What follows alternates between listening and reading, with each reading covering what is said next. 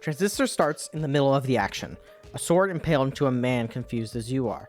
It speaks to you, calls out to you, it needs you. Cloudbank is a vibrant city, yet there are no people. People are out to get you, but why? You are a singer but can't speak. A simple story of revenge quickly turns into a more thoughtful story of how deconstructing beauty can be devastating. Hi, I'm Hanzo Gonzo, and this is my review of Transistor. You are Red, a famous singer wielding a cybernetic sword called the Transistor. A group of people called the Camarada attacked you and stole your voice. They were responsible for unleashing the process on Cloudbank, a group of robotic creatures who are deconstructing society into a featureless, white, blocky state. I was pleasantly surprised how this very basic revenge tale not only transitions into a more complex themes, but also serves to have some unexpected elements to the story. The characters, while few in number, have surprising emotional depth to them, mostly due to their wonderful voice acting. For the most part, the story is fantastic and keeps you engaged throughout the game. Transistor's Art Deco style seamlessly integrates into the cyberpunk narrative. It's striking how well the decadence of the 30s compare with the more dystopian look the cyberpunk elicits, and it is beautifully done here. Supergiant takes the concepts of a dilapidated post-apocalyptic city that is executing games like BioShock with Rapture and movies like Blade Runner with Los Angeles, and shows us what a decadent city looks like as it is actively and rapidly declining. People are dying. The world is being systematically destroyed and replaced with nothingness. There is no control to the spiral.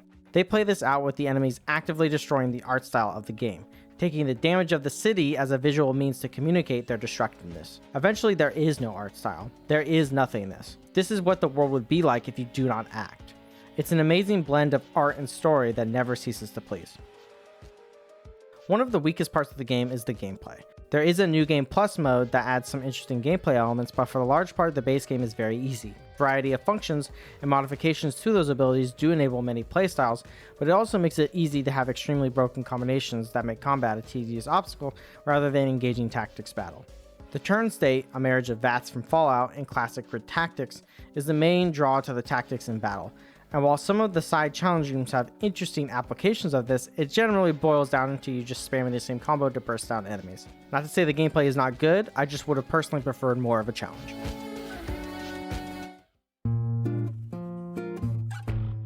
Supergiant games consistently have amazing music, and this game is no exception.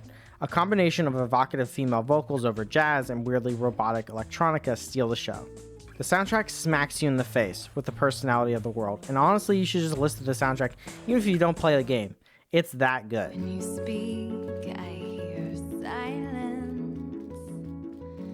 Every word a defiance.